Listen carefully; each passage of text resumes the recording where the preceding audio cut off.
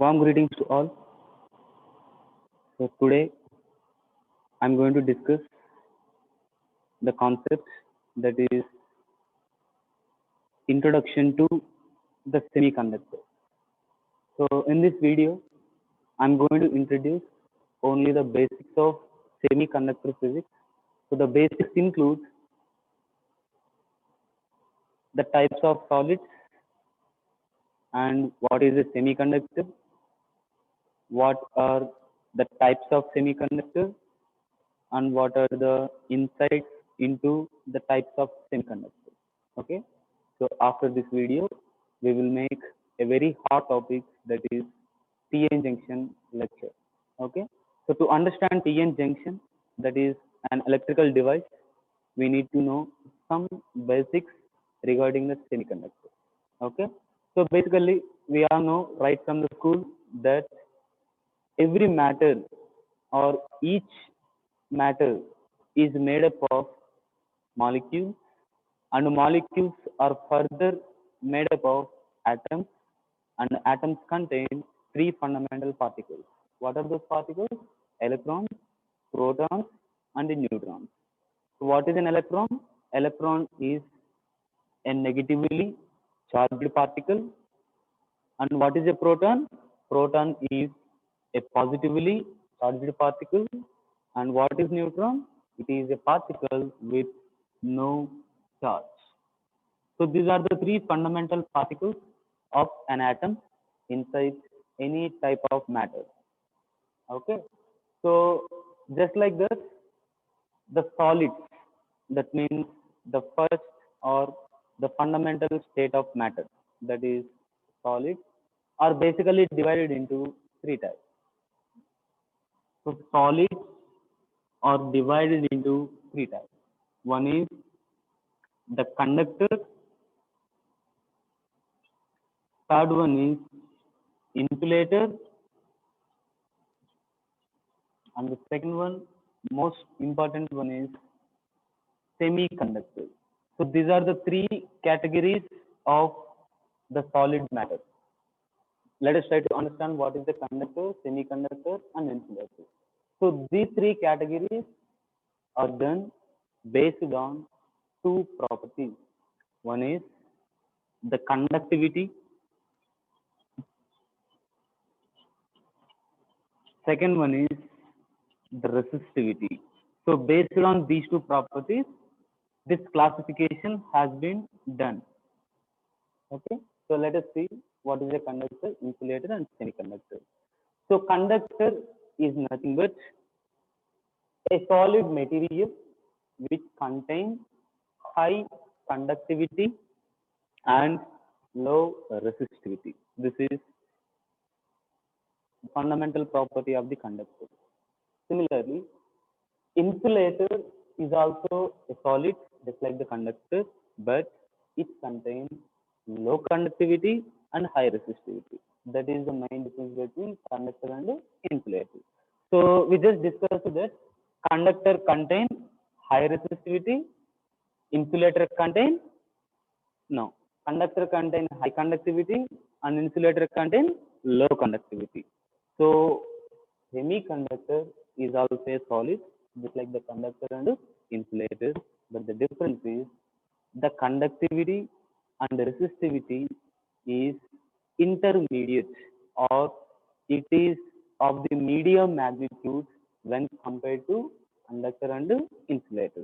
So it is neither having high conductivity and it is not having low conductivity.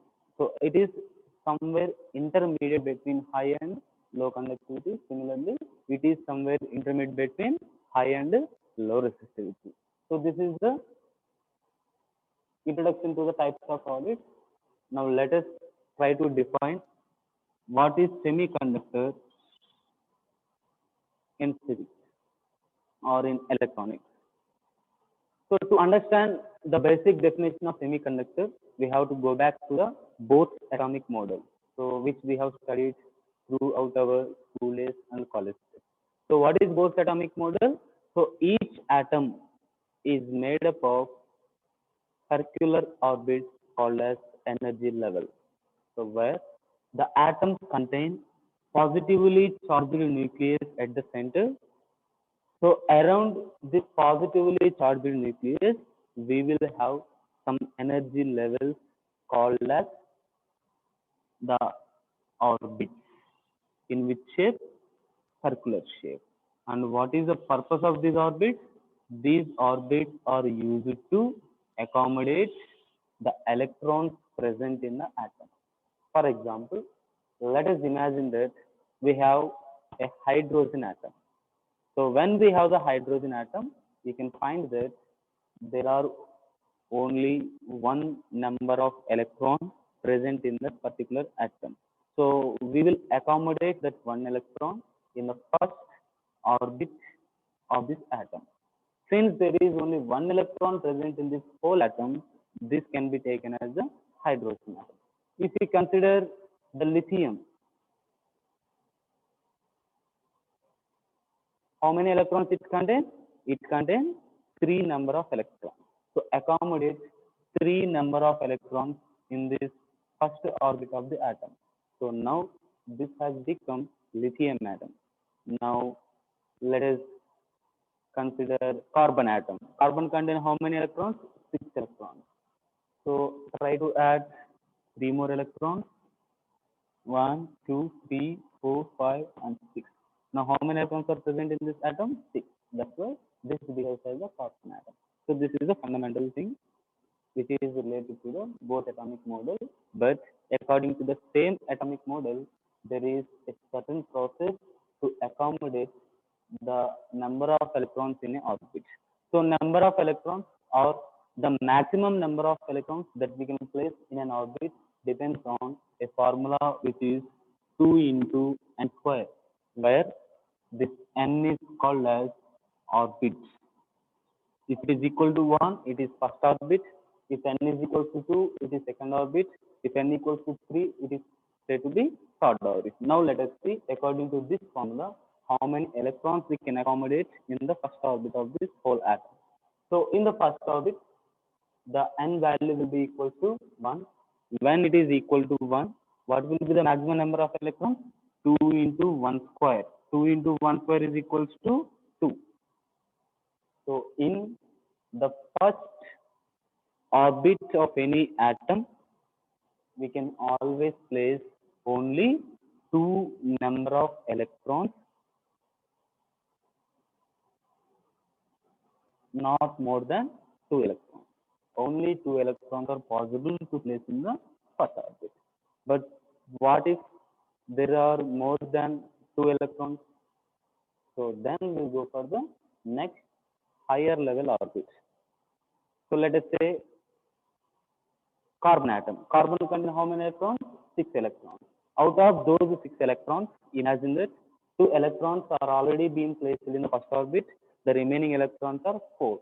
So where do we place those 4 electrons? We will place the 4 electrons in the second orbit, and let us see what is the maximum number of electrons that can be placed in the second orbit.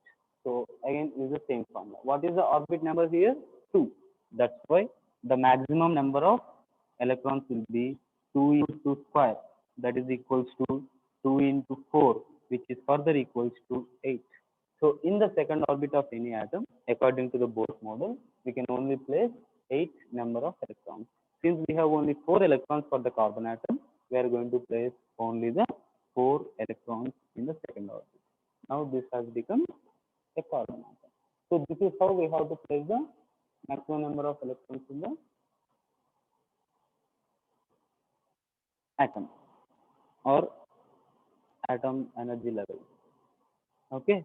Now let us see the definition of semiconductor based on this atomic model. So to understand it better, let us consider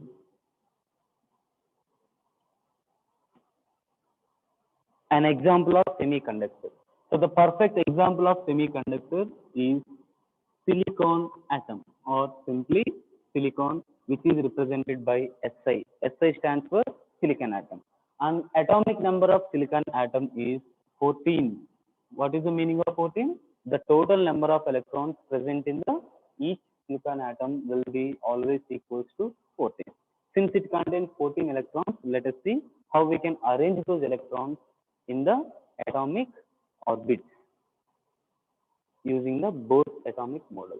So as usual, we will take a positively charged nucleus as the center, and then we will draw the energy levels, that is atomic orbitals. And please remember, n number of atomic orbitals are possible. There is no limit to these energy levels. Each and every atom contains infinite atomic orbitals. Okay. Now, according to the same Bohr atomic model, in the first orbit, how many number of electrons we can place? Only 2 electrons. So let us place only the 2 number of electrons in the first orbit. And according to the same model, second orbit can accommodate only the 8 number of electrons. So 2 already has been placed. The remaining electrons are 12. Out of those 12, now we are going to place 8 electrons in the second orbit. Now, total how many have been accommodated till now? 10 electrons. So when we remove the 10 electrons from the 14, the remaining electrons will be only 4. So those 4 electrons will be placed in the third atomic orbital. Since we are done with the number of electrons, we say that this is the outermost shell or outermost energy level or outermost orbit. These are the 3 names for this. In other words, technically, the orbit which is last from the nucleus, or the orbit which is very far from the nucleus, is called as the valence orbit. So this is called as the valence orbit. That is, it is the only orbit which is very far from the nucleus. That's why this is called as the valence orbit. And in this valence orbit, for this particular silicon atom, there are 4 number of electrons. Okay, so the number of electrons or the electrons present in the valence orbit are called as the valence electron. So this is the valence orbit. The electrons present in this orbit are called as the valence electrons. And what is the name of this whole atom? Silicon. So for this particular silicon atom, if you look at the atomic structure, you will find that the number of valence electrons is equals to 4. This is the main thing. So any semiconductor of solid nature always contains 4 valence electrons in the valence orbit. This is the definition of semiconductor. So semiconductor is an atom like silicon that contains only 4 electrons in the valence orbit, or we can say it contains only 4 valence electrons. If you want to understand, let us consider one more atom, that is germanium. So germanium is also an atom, and it is represented by Ge chemically, and the atomic number of this germanium atom is equal to 32. Let us see how we can draw the atomic structure of this germanium atom. So as usual, we will take the positively charged nucleus at the center of the atom, and around this positively charged nucleus, there are n number of atomic orbits or n number of energy levels. So out of these 32 electrons, 2 electrons can be placed in the first orbit, and out of the remaining 30 electrons, we can place 8 electrons in the second orbit. So now total electrons accommodated were 10. So if you remove 10 from the 32, we are left with 22. So out of those 22, in the third orbit, we can place 18 electrons. 1, 2, 3, 4, 7 and 8, 9, 10, 11, 12, 13, 14, 15, 16, 17, and 18. So 2 electrons, 8 electrons, and 18 electrons. According to the same formula, that is 2 into n square. This is a third orbit. So 2 into 3 square. 2 into 3 square means 2 into 9. 2 into 9 is equals to 18. So third orbit can maximum accommodate only the 18 number of electrons. So now see the total number of electrons. 2 plus 8 plus 18, which is equals to 28. So out of these 32, we have accommodated 28 electrons. Now what is the remaining number of electrons? Only 4 electrons are left, and those 4 electrons will be placed in the outermost or valence orbit of this germanium atom. So even if you look at this particular atom and the arrangement of electrons, you will find that there is one orbit which is very far from the nucleus. That's why this is going to be called as the valence orbit. And in this valence orbit, there are some number of electrons. So those electrons that are present in this valence orbit are called as the valence electrons. And in particular, the number of electrons present in this valence orbit is exactly equal to how much? It is equals to 4. So any atom which contains 4 number of valence electrons is said to be a semiconductor. So this is the definition of the semiconductor, and this is the introduction to the semiconductor. Okay. Now let us see what is the classification of the semiconductor. So basically, these semiconductors are divided into two types.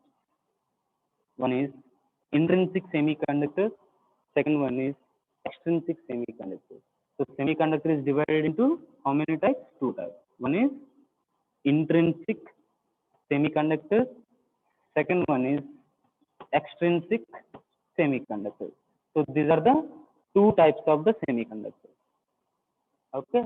So in order to understand intrinsic and extrinsic semiconductors, first we have to know what is the type of bond that is present in a semiconducting solid.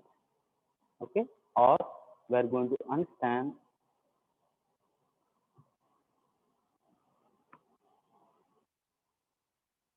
the process of electron flow inside a semiconductor. Okay. So as we discussed, semiconductor is a solid that contains how many valence electrons? Only the 4 valence electrons. And we know that any atom is said to be stable only when there are 8 number of electrons. When there are 8 number of electrons, then only the atoms are said to be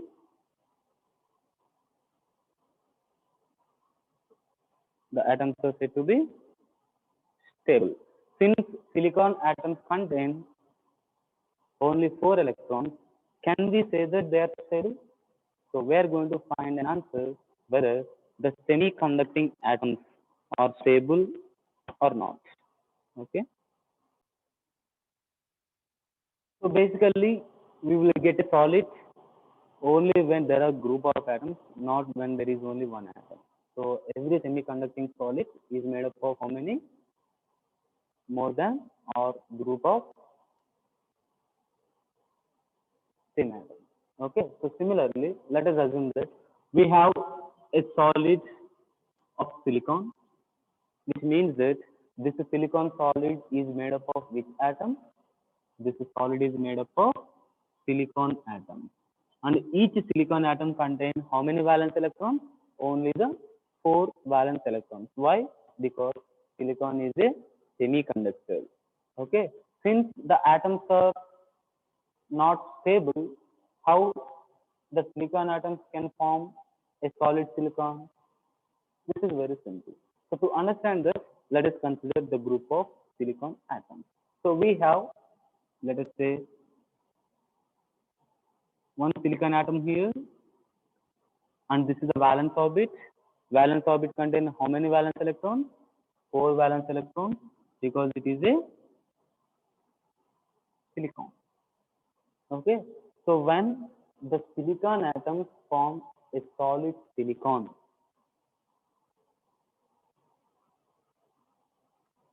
It tells us that one or each silicon atom is going to share its valence electrons with other silicon atoms.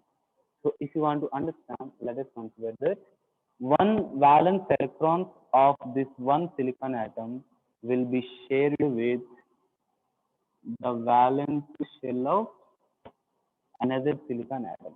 Another silicon atom contains how many valence electrons? 4. 1, 2, 3, and 4. Similarly, another valence electron of this silicon atom will be shared by the valence orbit of the another silicon atom. So this is another silicon atom.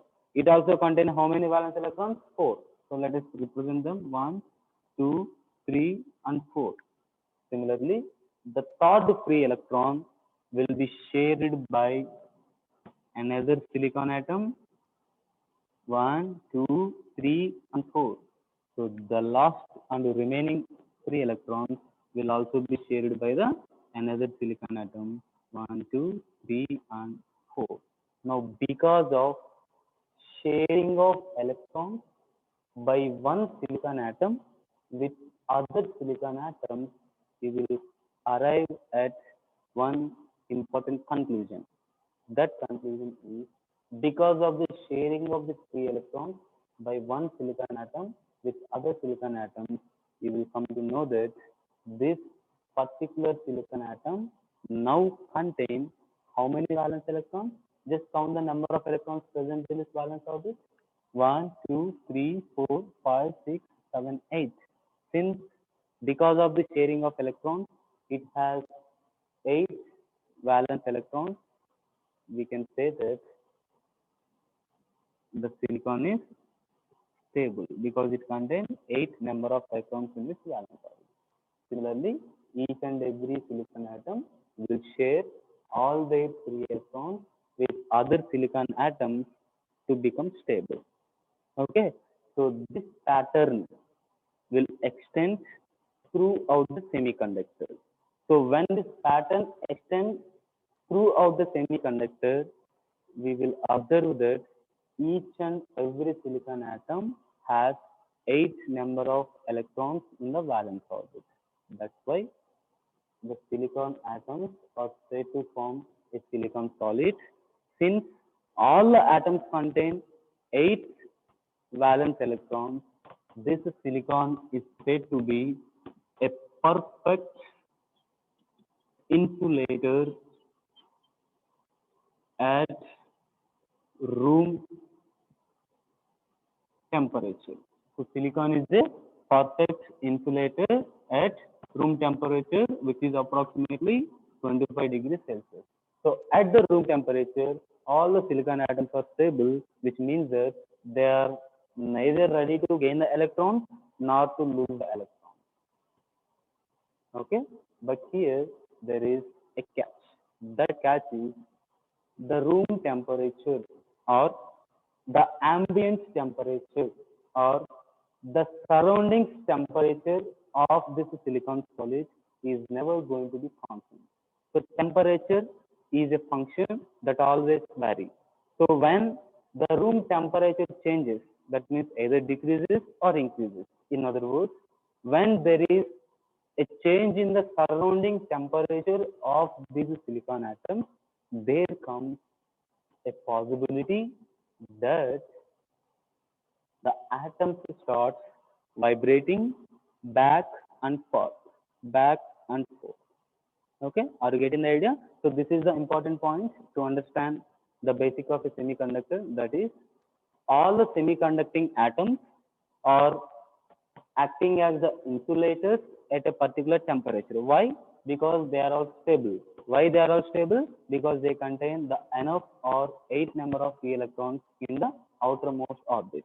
Okay, so when this ambient atmosphere changes, there comes the possibility that the atoms start, any semiconducting atom, they will start vibrating back and forth.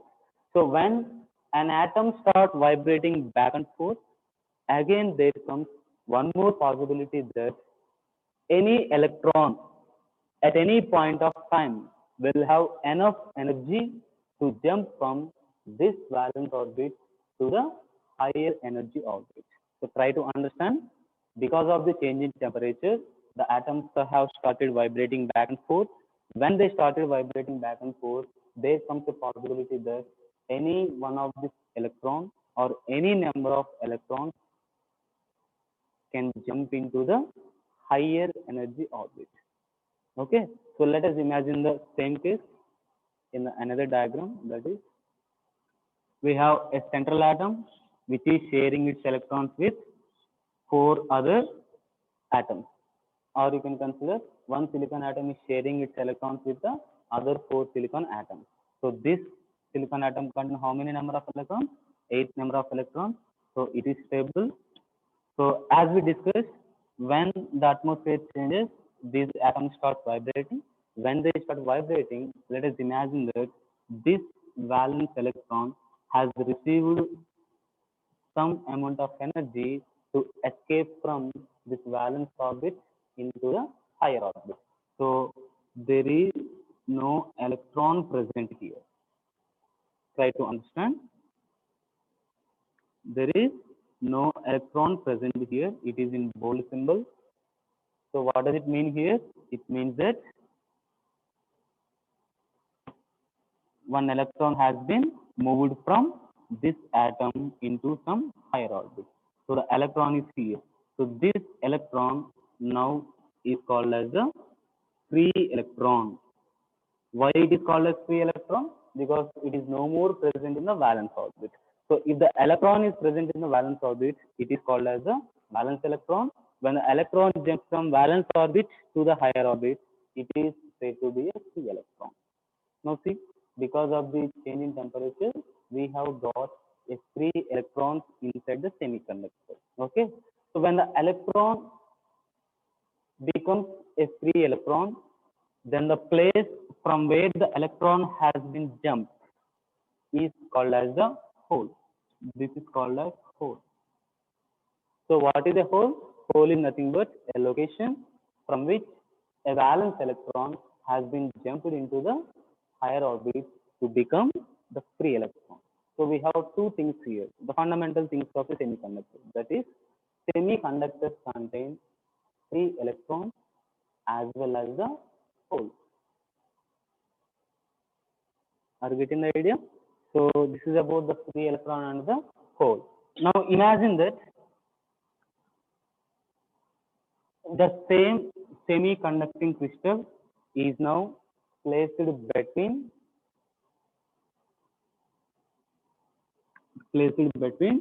two charged plates. That is, one is a positively charged plate, one is a negatively charged plate. So between these two charged plates, we have placed the silicon solid or the silicon atom. Okay. Now, as we discussed, when the ambient atmosphere changes, the electron present here will jump into the higher orbit to become the free electron. Now, this is the free electron, and this location from which the electron has jumped into the higher orbit is called as the hole. So we have a free electron and a hole here. Okay. So when we place these silicon atoms between the two positively charged plates, you will find that this free electron or free electron will be attracted by the positively charged plate, and this starts moving towards the positively charged plate. Okay. And similarly, this hole is now going to act as a positively charged place.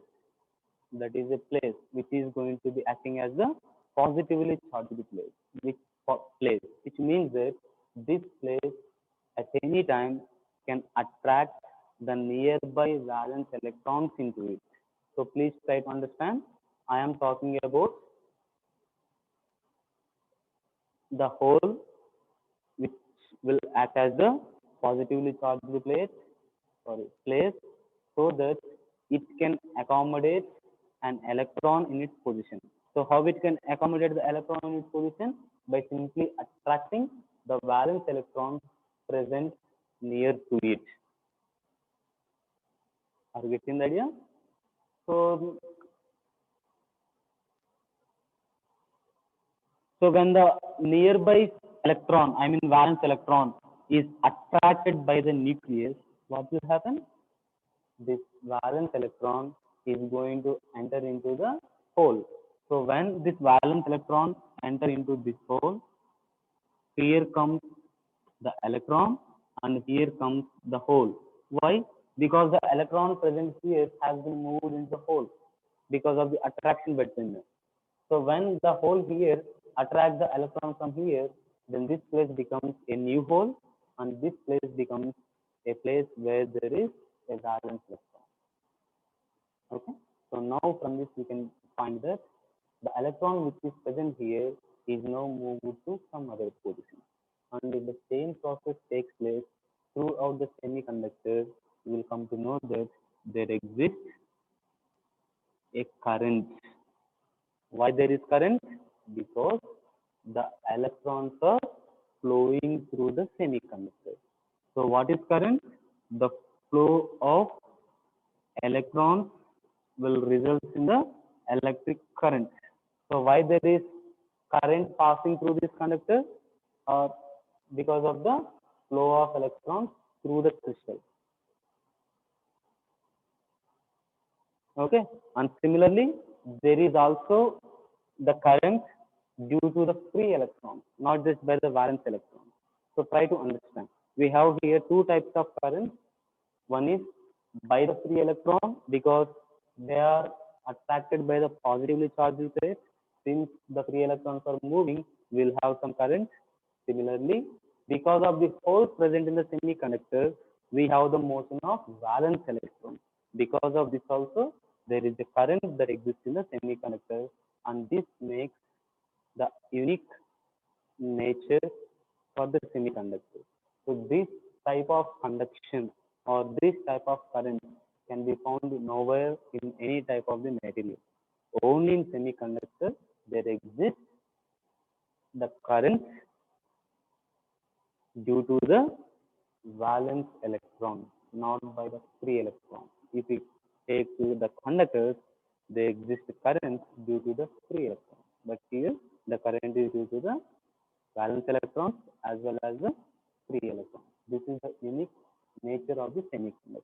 Okay, and there is one more last point that we have to discuss here as the basic standard. That is, now imagine that we have not placed this between the charging plates. It is in some ambient atmosphere. I mean, the silicon atoms are in ambient atmosphere. So occasionally, as we discussed, when the temperature changes, they start vibrating back and forth. When they start vibrating back and forth, the any free or any valence electron jumps into the higher orbit to become the valence electron, sorry, free electron. So this is a free electron because it has been jumped into the higher level from the valence orbit of the silicon atom, and the place from where it has been jumped will now be called as the hole. Okay, now see the beauty. So as there is a very rapid rate of change of the temperature, I mean ambient temperature, again there comes one more possibility that the free electron which is in the higher energy orbit can fall into the hole created. Try to understand what is happening here because of the thermal energy of the atoms. That is, since they are moving, they are said to contain thermal energy. So because of the vibrations of the atom, in other words, because of the thermal energy of these semiconducting atoms, there comes a possibility that the free electron can fall into the holes created, and this process is called as a recombination. This process is called as a recombination. So what is recombination? It is the process in which a free electron will be attracted by the hole, and when the electron falls into it. This process is called as the recombination. So I will write the definition. Please make a note. So it is the process in which the free electron falls into a hole,